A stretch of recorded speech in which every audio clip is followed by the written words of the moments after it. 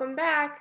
Today we are going to be reading Because of Winn-Dixie, chapters 12, 13, and 14.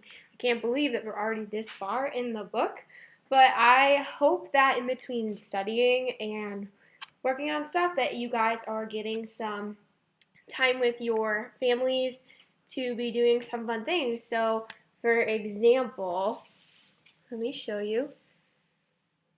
My mom and I are making brownies today, and of course, I have help from my friend,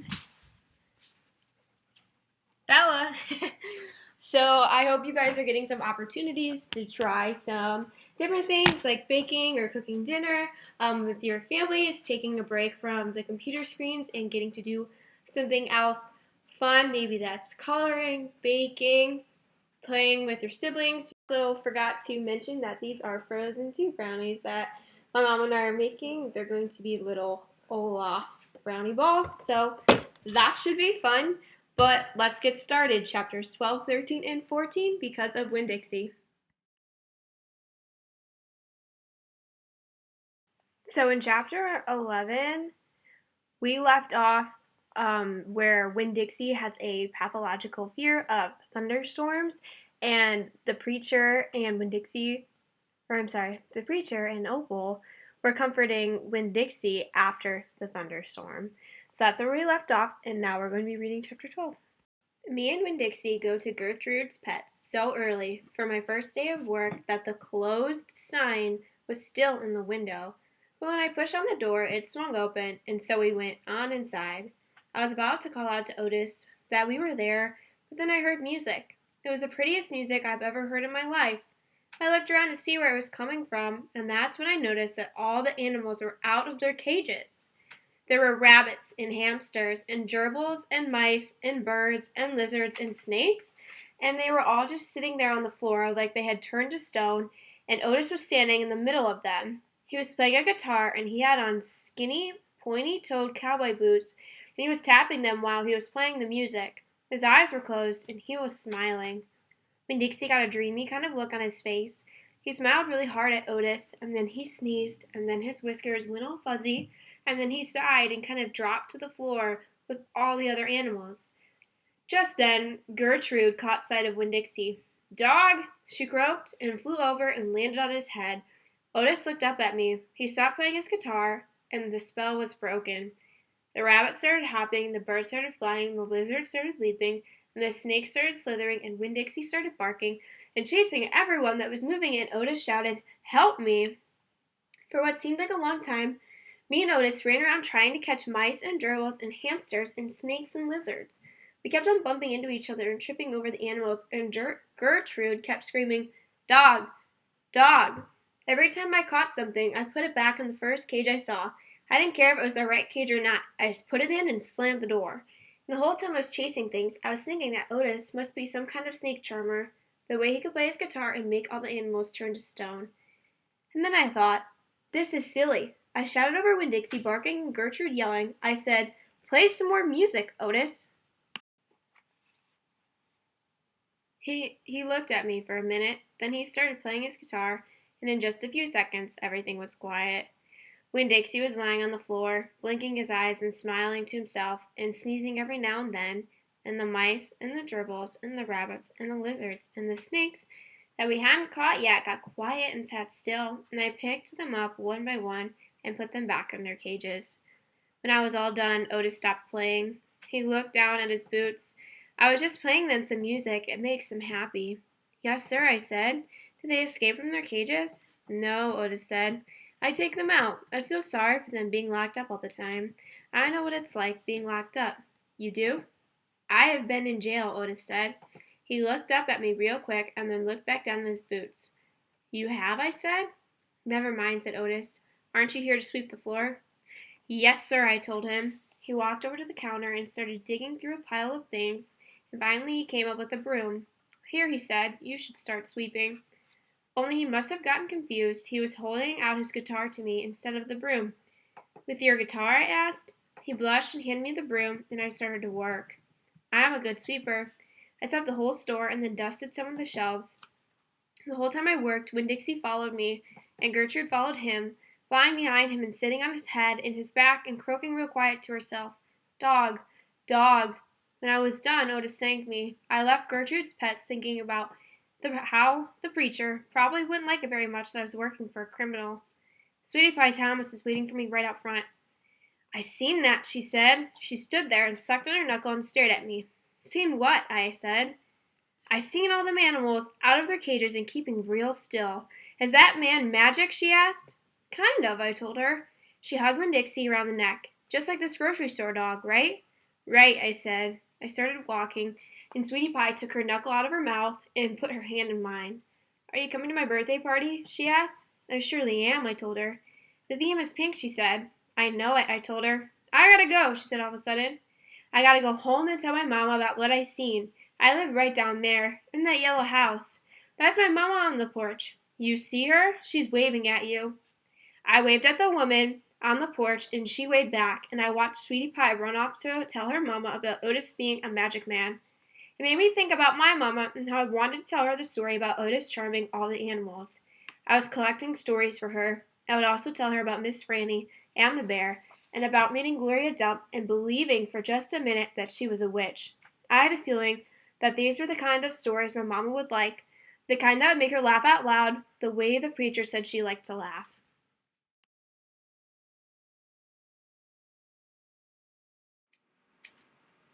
Chapter 13. Me and Winn-Dixie got into a daily routine where we would leave the trailer early in the morning and get down to Gertrude's Pets in time to hear Otis play his guitar music for the animals. Sometimes Sweetie Pie snuck in for the concert too. She sat on the floor and wrapped her arms around Winn-Dixie and rocked him back and forth like he was a big old teddy bear. And then, when the music was over, she would walk around trying to pick out which pet she wanted, but she always gave up and went home because the only thing she really wanted was a dog like Winn-Dixie. After she was gone, I would sweep and clean up and even arrange some of Otis's shelves because he did not have an eye for arranging things, and I did. And when I was done, Otis would write down my time in a notebook that he had marked on the outside, 1 red leather collar, 1 red leather leash. And the whole time, he did not in any way ever act like a criminal. After working at Gertrude's Pets, me and Winn-Dixie would go over to the Herman W. Block Memorial Library and talk to Miss Franny Block and listen to her tell us a story. But my favorite place to be that summer was in Gloria Dump's yard. And I figured it was Winn-Dixie's favorite place to be too, because when we got up to the last block before her house, Winn-Dixie would break away from my bike and start to run for all he was worth, heading for Gloria Dump's backyard and a spoonful of peanut butter. Sometimes Dunlap and Stevie Dewberry would follow me. They would holler, "There goes the preacher's daughter visiting the witch." "She is not a witch," I told them. It made me mad the way they wouldn't listen to me and kept on believing whatever they wanted to believe about Gloria Dump. One time Stevie said to me, "My mama says you shouldn't be spending all your time cooped up in that pet shop and at that library sitting around talking with old ladies. She said you should get out in the fresh air and play with kids your own age. That's what my mama says." "Oh, lay off her," Dunlap said to Stevie. Then he turned to me. "You don't mean it," he said. But I was already mad. I shouted at Stevie. I said, "I don't care what your mama says. She's not my mama, so she can't tell me what to do." "I'm going to tell my mama you said that," shouted Stevie, "and she'll tell your daddy, and he'll shame you in front of the whole church. And that pet shop man is retarded, and he was in jail, and I wonder if your daddy knows that." "Otis is not retarded," I said. "My daddy knows that he was in jail." That was a lie, but I didn't care. "And you can go ahead and tell on me if you want, you big, bald-headed baby." I swear, it about wore me out yelling at Dunlap and Stevie Dewberry every day. By the time I got to Gloria Dump's yard, I felt like a soldier who had been fighting a hard battle. Gloria would make me a peanut butter sandwich straight off, and then she would pour me a cup of coffee with half coffee and half milk that would refresh me. "Why don't you play with them boys?" Gloria asked me. "Because they're ignorant," I told her. "They still think you're a witch. It doesn't matter how many times I tell them you're not. I think they are just trying to make friends with you in a roundabout way," Gloria said. "I don't want to be their friend," I said. "Might be fun having them 2 boys for friends." "I'd rather talk with you," I said. "They're stupid and mean, and they're boys." Gloria would shake her head and sigh, and then she would ask me what was going on in the world, and did I have any stories to tell her. And I always did.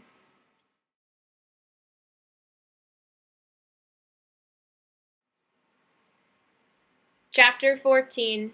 Sometimes I told Gloria the story Miss Franny Black had just told me, or I imitated Otis, tapping his pointy-toed boots and playing for all the animals, and that always made her laugh. And sometimes I made up a story, and Gloria Dump would listen to it all the way through from the beginning to end. She told me she used to love to read stories, but she couldn't anymore because her eyes were so bad. "Can't you get some really strong glasses?" I asked her. "Child," she said, "they don't make glasses strong enough for these eyes." One day, when the storytelling was done, I decided to tell Gloria that Otis was a criminal. I thought maybe I should tell an adult about it, and Gloria was the best adult I knew. "Gloria," I said. "Mm-hmm," she said back. "You know Otis." "I don't know him, but I know what you tell me about him." "Well, he's a criminal. He's been in jail. Do you think I should be afraid of him?" "What for?" "I don't know. For doing bad things, I guess." "For being in jail?" "Child," said Gloria, "let me show you something." She got up out of her chair real slow and took hold of my arm. "Let's the two of us walk all the way to the back of this yard."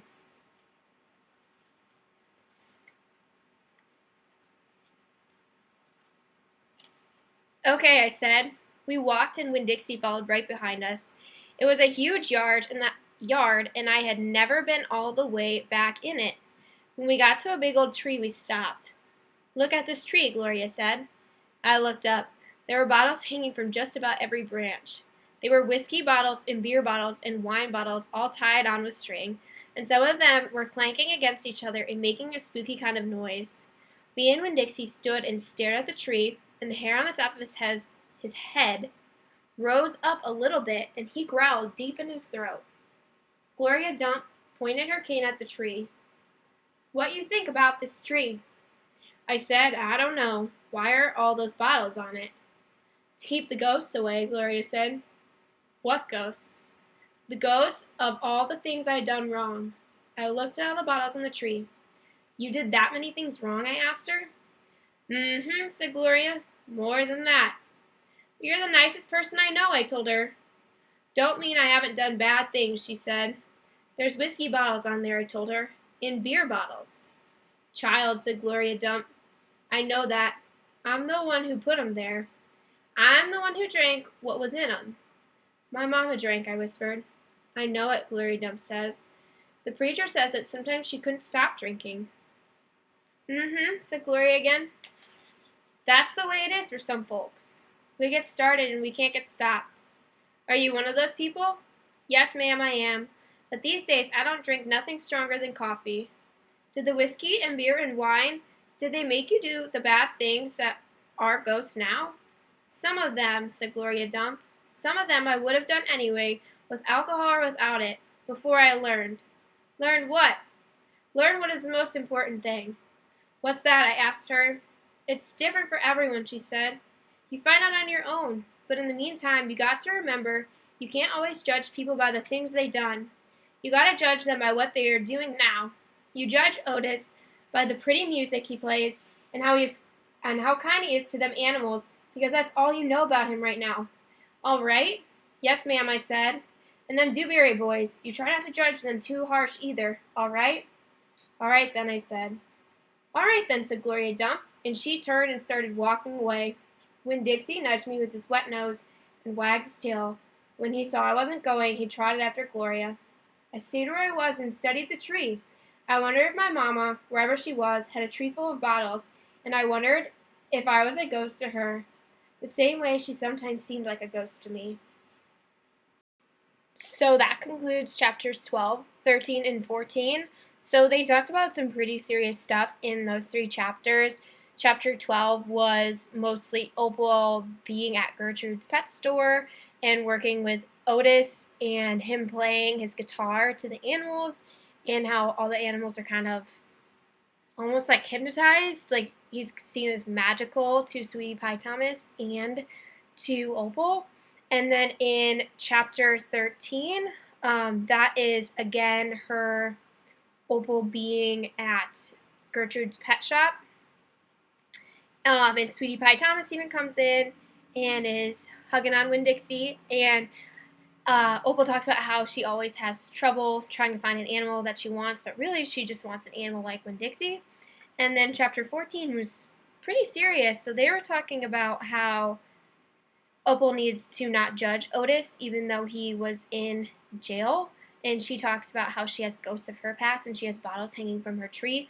And then at the end, it's kind of sad there because the line where she says, I wondered if my mama, wherever she was, had a tree full of bottles, and I wondered if I was a ghost to her, the same way she sometimes seemed like a ghost to me. So I am going to be posting another Google Forms about these 3 chapters, but that's it for today, guys.